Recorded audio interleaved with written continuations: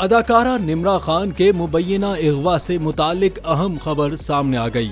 चंद रोज कबल अदाकारा निम्रा खान की जानिब से एक वीडियो में ये दावा किया गया था कि उन्हें कराची में डिफेंस के एक होटल के बाहर से अगवा करने की कोशिश की गई, जिसके बाद SDPO दरख्शा मनीषा रोपेता ने तफ्तीश से मुतालिक वीडियो बयान जारी किया है और बताया है कि निम्रा खान को अगवा नहीं बल्कि हिरासा किए जाने की कोशिश की गई थी। पुलिस अफसर का कहना है कि तफ्तीश में ये बात वाज़ेह हो गई कि मुलजिम एक ही था जो कि मोटरसाइकिल पर सवार था और मुलजिम के साथ कोई और फर्द नहीं था। मुलजिम की तलाश जारी है और जल्द मुलजिम पुलिस की गिरफ्त में होगा। दूसरी जानिब निम्रा खान ने पुलिस की कारकर्दगी पर इत्मीनान का इजहार किया है।